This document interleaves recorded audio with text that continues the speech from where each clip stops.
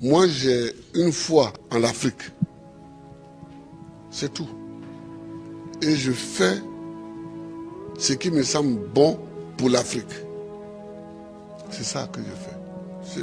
Le reste, c'est pas important. Celui qui veut être riche, il ne faut pas qu'il vienne faire la politique. Si quelqu'un fait la politique et qu'il devient riche, c'est qu'il est voleur. La politique n'est pas là pour enrichir les gens. En politique, on te donne les moyens pour que tu vives correctement, mais il y a un travail à faire. Si celui qui veut être riche, il fait des affaires. Il ne devient pas professeur, il ne devient pas journaliste, il ne devient pas caméraman, il ne devient pas homme politique. Ce n'est pas des métiers où on devient riche, ça. Ce n'est pas des métiers où on devient riche. Ça, c'est la première leçon que je voulais tirer. La deuxième leçon, c'est que tu peux partir de zéro et tu peux arriver au sommet. Pourvu que tu saches dès le départ où tu veux aller. Et que tu prennes les moyens pour arriver où tu veux arriver. Je me rappelle toujours d'une discussion que j'avais avec mes amis au lycée classique.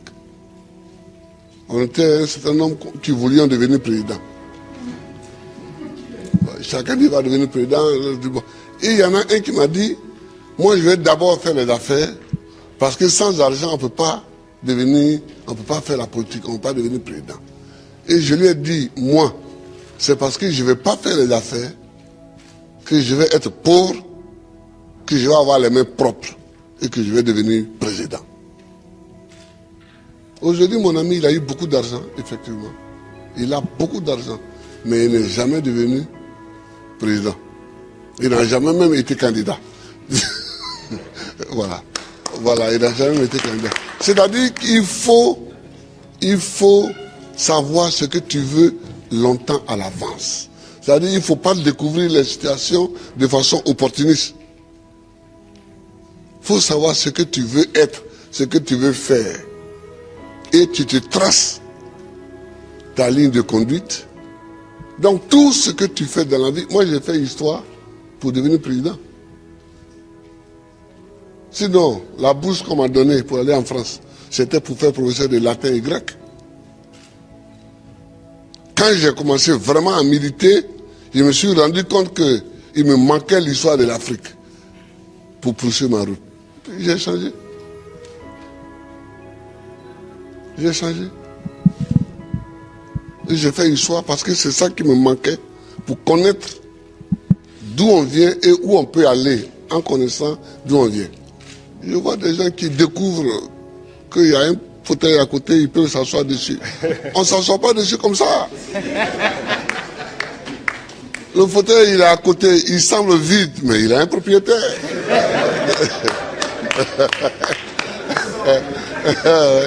Il a un propriétaire. C'est quand tu veux t'asseoir dessus que tu te rends compte qu'il a un propriétaire. Et le propriétaire, il faut savoir que le propriétaire du fauteuil présidentiel, c'est le peuple. Il faut toujours savoir ça, que c'est le peuple. Tu as beau être ce que tu es, si tu ne sais pas que c'est le peuple, et que tu ne te conduis pas en conséquence, tu ne peux pas t'asseoir dessus. C'est tout ça que moi j'ai envie que les Africains sachent. Et puis, il faut aimer son pays, il faut aimer l'Afrique. L'Afrique est une terre qui a subi tellement d'épreuves. Je ne sais pas si dans le monde, il y en a qui ont subi autant d'épreuves que nous. Les Juifs aussi ont subi beaucoup d'épreuves. Mais nous, les Noirs africains, tout le monde s'est assis sur nous. Esclaves. Esclaves de maison.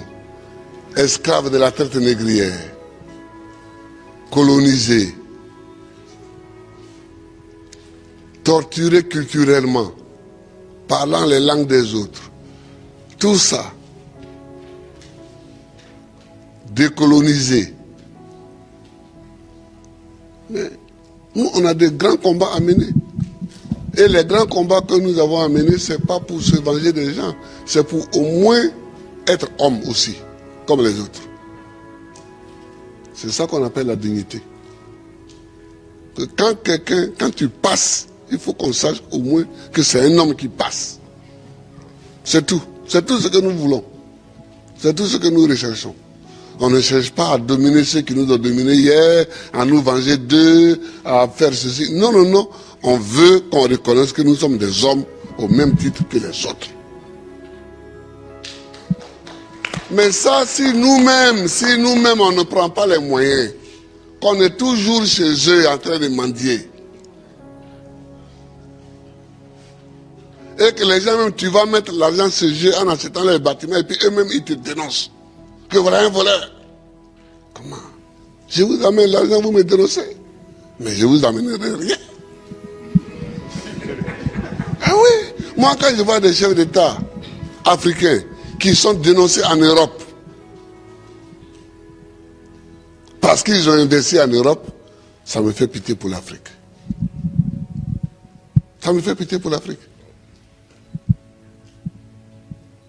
Ça me fait pitié pour l'Afrique. Oh, il ne faut pas faire pitié. Il ne faut pas faire pitié. Quand tu passes, il faut qu'on dise que voilà un homme qui passe. C'est tout ce que nous cherchons aujourd'hui, c'est notre combat. Ça.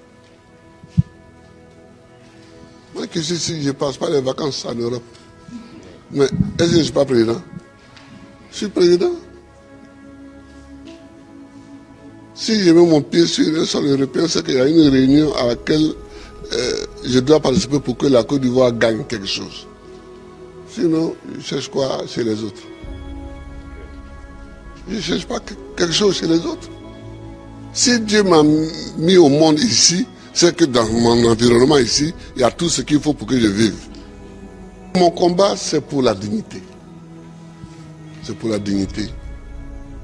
C'est pour que nous effacions tous les siècles passés, les traces de tous les siècles passés, les traces de l'esclavage, les traces de la colonisation, les traces du pillage, les traces du travail forcé, les traces de la chicote. C'est pour qu'on efface tout ça. Dieu merci, avec des films comme ça, demain, les jeunes peuvent savoir le combat que nous avons mené. Et eux-mêmes vont continuer encore. Eux-mêmes vont continuer. Je vous remercie, Abdourahmane. Je vous remercie, Ami Kélé. Et tous les amis qui sont venus, je vous remercie. Que Dieu nous bénisse. Que Dieu nous bénisse.